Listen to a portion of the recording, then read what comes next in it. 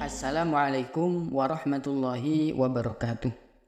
Pada kesempatan kali ini kita akan membahas kenapa Nabi Muhammad SAW tidak pernah mengumandangkan azan walau sekalipun selama beliau hidup.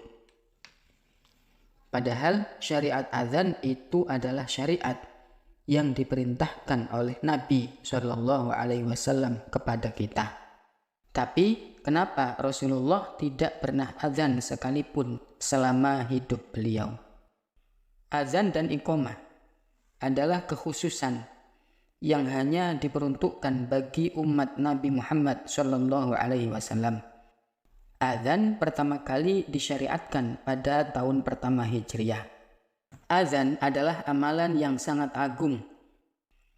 Nabi Muhammad SAW mempunyai 4 muazin sepanjang hidup beliau. 3 di Madinah dan 1 ada di Mekah. Yang pertama adalah Bilal bin Rabah. Beliau adalah muazin pertama di dunia yang ditugaskan oleh Rasulullah untuk mengumandangkan azan di Masjid Nabawi di Madinah. Yang kedua adalah Ibnu Ummi Maktum. Beliau adalah muazin Rasulullah yang kedua di Masjid Nabawi Madinah. Yang ketiga adalah Sa'ad bin A'id Al-Qurraz. Beliau adalah muazin di Masjid Quba yang juga terletak di Madinah. Sedangkan muazin Rasulullah di Masjidil Haram di Mekah yaitu Abu Mahzurah. Di sini Rasulullah SAW mengajarkan kalimat tafwid pada azan subuh, yaitu kalimat as-salatu khairum minan naum. Ikhwatal iman rahimakumullah. Kita bahas sedikit di antara fadilah azan. Keutamaan azan itu sangat banyak sekali. Di antaranya yang pertama yaitu azan adalah ucapan yang terbaik. Ketika Allah Subhanahu wa taala menurunkan sebuah ayat dalam surat Fussilat, wa man ahsanu qawlan mimman da'a ilallahi wa 'amila shaliha. Dan siapakah yang lebih baik perkataannya daripada orang yang menyeru kepada Allah dan mengerjakan kebajikan. Wa qala innani minal muslimin. Dan dia berkata, sungguh aku termasuk orang-orang muslim. Sayyidah Aisyah radhiyallahu anha, beliau berkata bahwa ketika muadzin mengatakan hayya 'alas shalah, maka ia telah mengajak orang kepada Allah. Ayat ini turun kepada para muadzin ketika Allah berfirman, siapa lagi yang lebih indah ucapannya dari orang-orang yang menyeru kepada kebaikan? Yang dimaksud dalam ayat ini adalah muadzin. Yang kedua, keutamaan azan adalah sebagaimana disebutkan dalam sebuah hadis. Muadzin itu memiliki posisi yang begitu istimewa di akhirat kelak. Rasulullah SAW bersabda, al-muadzinuna atwalun nasi a'naqan yaumal qiyamah. Para muadzin adalah orang yang paling panjang lehernya nanti di akhirat. Para ulama berbeda pendapat tentang yang dimaksud dengan atwalun nas, orang yang paling panjang lehernya. Sebagian ulama ada yang memaknainya secara zahir, yaitu dilihat secara tekstual. Karena pada hari kiamat, orang-orang tenggelam dengan keringat, sehingga para muadzin ini tidak akan tenggelam kepalanya, karena lehernya panjang. Ada juga ulama yang mengatakan, makna leher panjang ini adalah bermakna kiasan. Maksudnya adalah, dia memiliki kedudukan yang tinggi kelak pada hari kiamat. Menurut Imam Ibnul Arabi, lehernya panjang artinya adalah orang yang paling banyak amalannya. Yang ketiga, keutamaan dari muadzin. Secara tidak langsung, muadzin itu sedang mengusir setan. Karena setan apabila mendengar suara azan, maka dia akan lari terbirit-birit sambil terkentut-kentut. Maka salah satu cara untuk mengusir setan adalah dengan azan.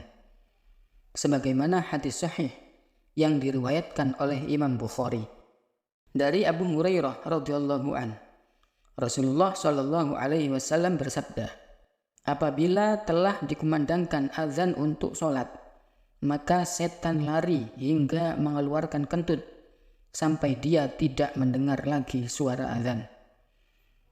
Apabila azan telah selesai, maka setan akan muncul kembali hingga pada saat sholat diiqomati, dia baru pergi lagi.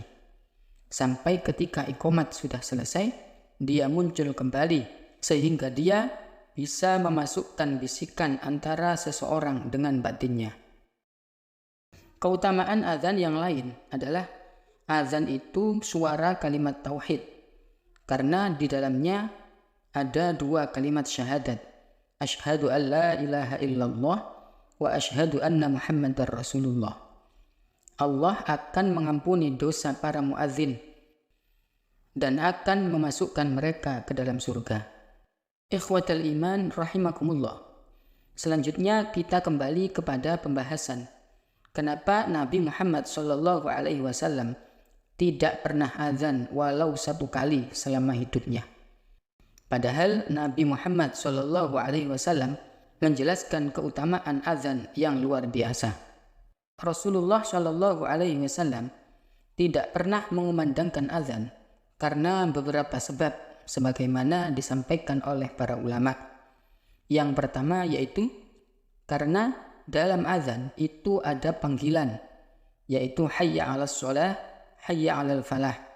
Mari menuju salat, mari meraih kemenangan.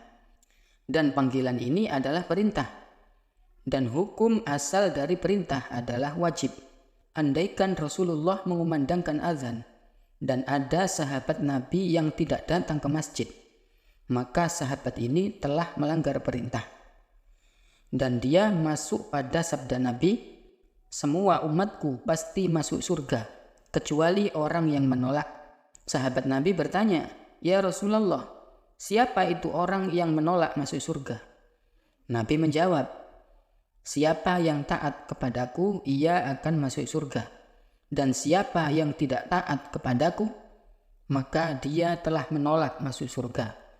Artinya, kalau sampai sahabat Nabi itu tidak memenuhi seruan Rasulullah, maka para sahabat Nabi itu terancam tidak masuk surga. Padahal, bisa jadi para sahabat itu tidak ke masjid karena suatu uzur atau karena urusan lain.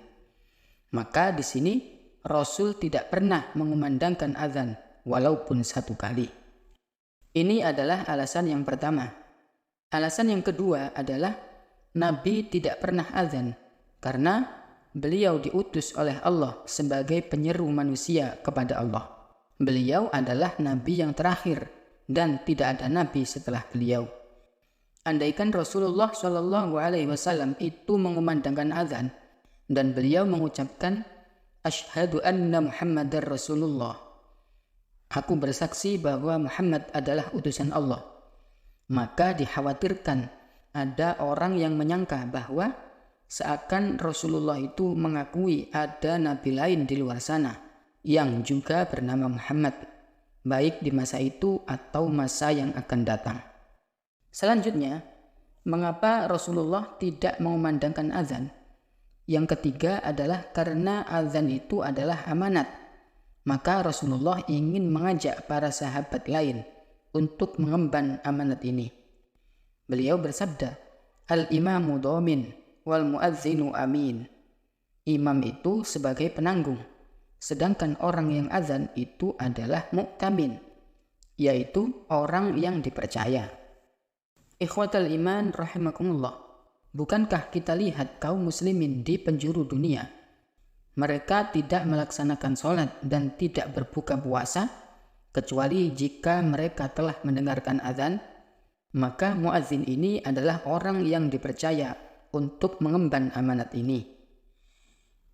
Imam Nawawi rahimahullahu ta'ala berkata dalam kitabnya Al-Majmu' bahwa Rasulullah dan Khulafaur Rasyidin setelahnya tidak pernah ada riwayat bahwa beliau mengumandangkan azan. Beliau menjadi imam saja dan tidak mengumandangkan azan. Begitu juga para ulama-ulama besar setelahnya. Karena mereka disibukkan dengan urusan umat yang tidak bisa digantikan oleh orang lain. Maka bagaimana mungkin Rasulullah mengumandangkan azan sehari 5 kali dan menantikan masuknya waktu sholat dengan teliti? Padahal Rasulullah mempunyai tugas yang jauh lebih berat, yaitu mengemban dakwah kenabian. Hal ini menunjukkan bahwa menjadi imam itu lebih penting urusannya. Ikhwatal iman rahimakumullah. Inilah sebab-sebab mengapa Rasulullah tidak pernah mengumandangkan azan selama beliau hidup. Semoga video yang singkat ini bermanfaat bagi kita semua. Wallahu a'lam bishawab.